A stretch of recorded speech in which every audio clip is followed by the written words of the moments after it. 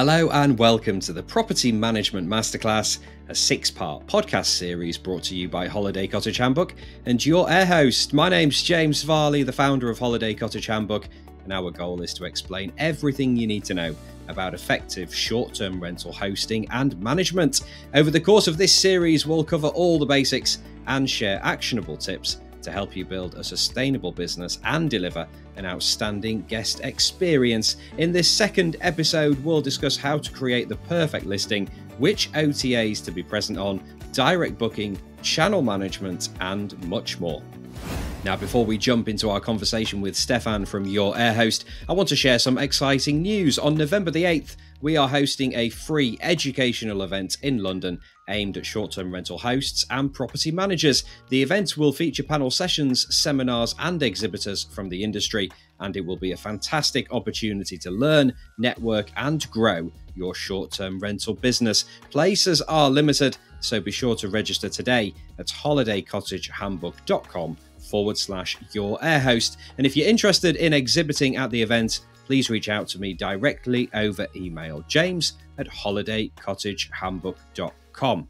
Hope to see you there.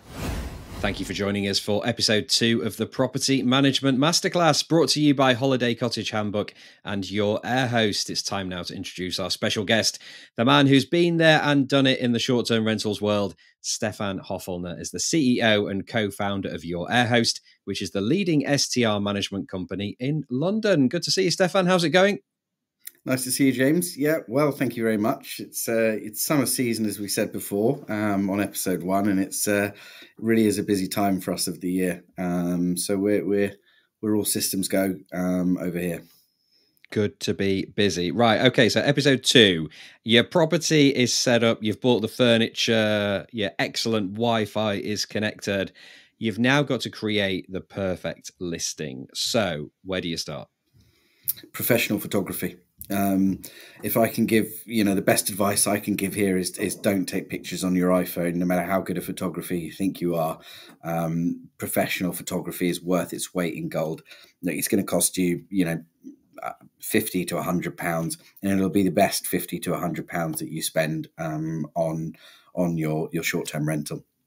Even Booking.com will mark you down for not having high-res enough images on their algorithm. So it even feeds into the algorithms of the OTAs. So start with professional photography. They'll be able to do it better than you, and they'll give you a better quality product that the OTAs like. So start there. Okay, you've got your fantastic photos. And of course, with the photos, you rightly say with the OTAs, they are judging you based on the quality of your photos, and they will rank your property according to how good they are. If they're great and they're high resolution and they're professionally taken, you're likely to rank higher in the algorithm. Next thing to consider with your listing then, your description, your title, and also SEO tactics. So talk to us about those 3 things. Yeah, again, really important. Don't go on ChatGPT and write a listing description for your short-term rental. Think about it carefully. Think about the features that you want to advertise. Think about what your target audience is. What are they going to want to see on the listing? Don't go too mad with it. Don't go, writing a 17-page essay on your short-term rental. Keep it brief, concise, to the point, and targeted to the audience that you want to attract. Those would be the top sort of points that I would say regarding that. Have a good think about it. Write it yourself. You'll know the property inside out more than anyone else, and you'll be able to communicate the message across. If English isn't your first language, make sure that you're getting somebody that can help you with it, but communicating the points clearly to them, what you want to communicate to your audience, not leaving it to somebody that's never been to the property or artificial intelligence to write your listing description for you. Brief, concise, to the point, and communicating to the target audience that you're trying to get to stay into your property would be the most sort of beneficial things that you can do from a listing description and title for your short-term rental. In terms of the listing title, should you mention the location of your property? Should you mention your best amenity? What are your top tips for that? whatever your best amenity is that's going to stand you apart from your competitor set, I'd be listing in there. So if you're a city centre apartment with free parking, please list that. That's really going to set you apart from who is in your competitor set, and anything that they don't have. And as I said, is going to set you apart. That's what you want to be highlighting in it. So, London city centre apartment with free parking, that would be what I would, be highlighting there. So your most useful asset, you want to display it. Your most useful amenity, you want to display it. So bring out your big gun, whatever it is that you have, and display that in your listing title. Next thing then is honesty. So how important is it to have a really honest, warts and all, potentially, listing? Yeah, it's vital. I mean, really, really important. In the 6 years that we've been managing the business, we've had apartments that are in blocks with scaffolding on them.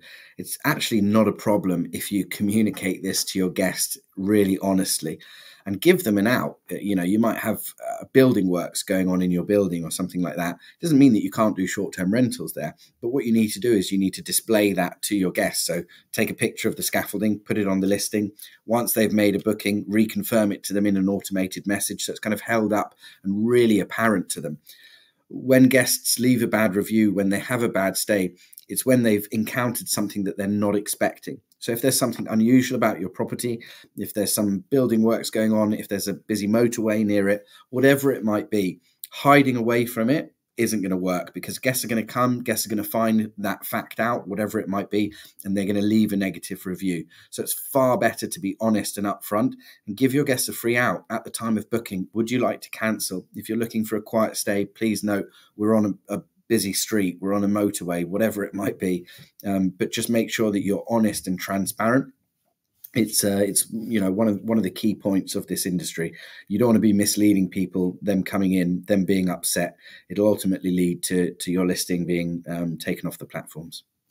In terms of the OTAs, the online travel agency, this catch-all term that we use to describe Airbnb and Booking.com and Vrbo, where do people need to be listed? I mean, Airbnb is the obvious one. This is where a lot of people will only be listed. To those people who perhaps only on Airbnb, where else should they be? Well, interestingly enough, over the course of the last year, Booking.com has been the largest OTA that for us as a business. It's very slightly overtaken Airbnb in terms of the volume of reservations that we get from it. It's now our biggest platform. So, if you're not listed on that, you've got a big missed opportunity there. You want to make sure that you've got good reviews on both platforms, Airbnb and Booking.com. And then, of course, the other ones that fill in behind that, Expedia, VRBO, and then platforms that are specific to your property. So if you have a really high-end one, Plum Guide, or if you're in the countryside, there may be, other platforms that cottages.com may be more suitable for you. So looking at what your product is and what platforms that should be on. If there's any platform specific platforms that would suit your property, you definitely would want to be on those. But the main three in the industry would be Airbnb, Booking.com, Expedia, VRBO.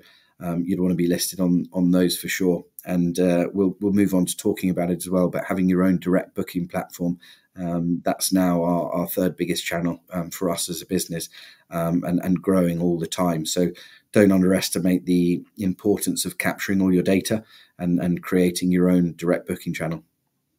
That is the next question. So talk to me about direct bookings. What are they exactly, and how do you achieve them? Yeah, so direct booking is a booking that's come to you directly, not through a platform, not through an OTA as such. So if you're in business for a few years, you should definitely be building this channel. You want to capture all of the data for people coming to your property. So you want to have their names and email addresses, phone numbers if you can get it, and be marketing to them to come back to your property. They clearly have a reason to be in your area. And if you can attract those people back through your own direct booking channel, guess what? You don't have to pay the platform fee. So you're saving money there, not paying it to Airbnb and Booking.com, and you're keeping it in your own pocket. So really, really important. Key steps for kind of making this successful is, a direct booking website. And there are many tools out there that you can get this done really easily. And then what we do as a business after every stay is we send out a coupon to all of our guests. So thank you for your stay. Really hope that you enjoyed it. Should you want to book directly with us again, we'll give you £100 off your next stay. Book directly with Your AirHost. And that just encourages people to come back directly to you as opposed to going on a platform for it. And then what you can do is create email campaigns, send it out to them each month, send out special offers out to everyone that stayed at your property beforehand. Any gaps that you have in the calendar, fire sale at the property, 30% off, whatever it might be. You'll be surprised at how well that works. It's a vital part of running a successful short-term rental and will definitely increase your profitability. Now, being listed on multiple channels can cause the dreaded double booking. So talk to us about channel management and how you can avoid that. If done correctly, really easy. And I can just sum it up by, getting yourself a decent property management software. That will give you a calendar where all of the bookings will go into. If a reservation is in the calendar for a certain period of time, that will appear blocked on all of the platforms. So it's really actually a very simple answer, is just having the correct software and tools to help you with it. If you're taking reservations manually from multiple different platforms, there's that time lag that can happen. So I took a reservation from Airbnb. By the time I've gone on Booking.com, Expedia, and uploaded my reservation to those platforms or blocked the calendar as such to those platforms, another booking can come in. And you don't want that happening, because the more that happens, the lower that you're going to appear on search results for properties in your area. So having a property management software, although it may cost you a few more % than you're used to paying, it's going to increase your revenue overall, because you're going to be able to connect to lots of different platforms. You're going to start taking reservations from lots of different platforms, and you're not going to have that dreaded double booking. It'll do the work for you. Talk to us now about the guest verification. We mentioned this a little bit in episode 1, but just go over the importance of guest verification and how can you ensure that you're getting the right guests for your property? Yeah, as we said in episode 1, you don't want the wrong types of bookings in your property. They'll cause stress on a lot of different angles. They'll cause stress with your neighbours. If a party happens, you can guarantee that the neighbours are going to complain. They'll cause stress for your next guest because the property is going to be ruined. And ultimately, even more so, they're going to cause stress for you from a financial aspect and from the fact that you're going to have to clean up after them, employ extra cleaning, whatever it might be. So it's going to be stressful all round. And how do you prevent against that? Well, you can prevent against it with a number of different ways. One, with employing the correct risk management partner who's going to do some due diligence on your guests on your behalf. Make sure that this guest has never had a claim against them before. Make sure that it is who they say it is. So one of the sort of key tricks 5 years ago in the industry was I found Joe Bloggs' passport. I upload that to a short-term rental site and I make a reservation in Joe Bloggs' name.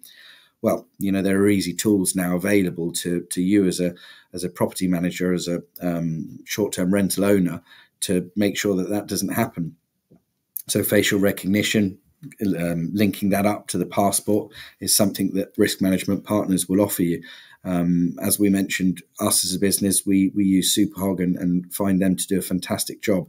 So using those correct tools will weed out any bookings from the beginning. So doing that as a business, Your AirHost doesn't take any one-night stays on a Friday or a Saturday night, just because it's not worth it. For the extra bit of revenue that you may achieve, you may lose the property for 2 weeks and have all that additional stress that we spoke about. So calendar management also comes in to play here. People in the beginning, when they start their journey on a short-term rental, often say, what's the nightly rate I'm getting? I really think that's the wrong question to ask. I think the more beneficial question to ask is, what money did I get in my back pocket at the end of each month? And if you're blocking up your calendars with one-night stays on a Friday and a Saturday night, it can be counterintuitive, because when somebody comes in to search for a 4-week stay, you're not going to appear in it. So managing that calendar properly and making sure that the further in advance that people are booking, that the higher the minimum night stay is going to help from your calendar management. It's going to help get the right quality of guests in. Somebody that's paying, for a 2-week stay up front, they're paying a deposit up front and gone through the correct guest verification. You can never guarantee anything in life, but you can guarantee that you've done the correct due diligence, and 99.9% likely they're going to be a good guest. Somebody that hasn't gone through the correct process and has booked a one-night stay on a Friday is going to be a lot higher percentage chance of a problematic booking. So consider your calendar management and consider having the right risk management tools in place with proper verification of your guests. It'll be something you thank yourself for the minute you haven't done it and you have a party or you have a problematic or fraudulent booking that you don't get paid out from. You'll perhaps revisit those points. What is your best advice in terms of the length of stay, minimum and maximums? How can you maximize revenue from making sure you get that calendar management correct? And how do you actually do it? Yeah, so the shorter bookings, look, it's going to be different everywhere that you are in the country as well. So London will be different to countryside properties, and where we're an expert on is city centre, and London. So the longer reservations are far much more common than people initially think. So people will kind of open their calendars and they'll take, 2-night reservations, maybe 1-night reservations, really far out into the future. So as I said before, you're seeing perhaps a great nightly rate. I've sold Friday and Saturday in 3 months' time. Then when somebody comes through and searches for a 90-night booking or even longer, you're not going to appear for it. So what you want to be doing is scheduling the calendar management. So when you're looking further in advance, the minimum night stay is higher, and trial and error will find where that lies for on your property. If you set it high and you're not getting any reservations in the future, lower it and see when the bookings start to come in on it. So it will be different for where you are in the country, and a little bit of trial and error, and it's really easy to change. It's the click of a button. So as we move into kind of taking reservations for 3 months ahead, I'd recommend looking at least a week-long stay for 3 months ahead, possibly even longer, depending on where you are and what your property is and how many reviews it has. If it's a guest favorite on Airbnb, it's got a huge, track record of a load of good reviews. Try and set that even a little bit higher and see if the traction does come through for you. But as you get closer and closer towards the time, you can lower that minimum night stay. So those bookings are far much more common than the longer stays, but you want to be leaving your calendar open for the longer stays and then use the shorter stays that are more common as you come up to the period of time in question. And another good tactic for calendar management is increasing the block of the booking. So what do I mean by that? Let's say we have a reservation in the future. We've got a lovely 2-week booking for the 7th until the 21st, let's say. So I would be opening the 6th and the 5th for a shorter stay, because that if I got a 2-night stay on the 5th and the 6th, I've now got from the 5th to the 21st, and also the same on the other side. So looking at the bookings when they come into your calendar and opening up for shorter bookings around those, so that the block of the reservation increases, is a great tactic and really easy to do if you're only managing one property. All right, that's just about it for episode 2 of the Property Management Masterclass.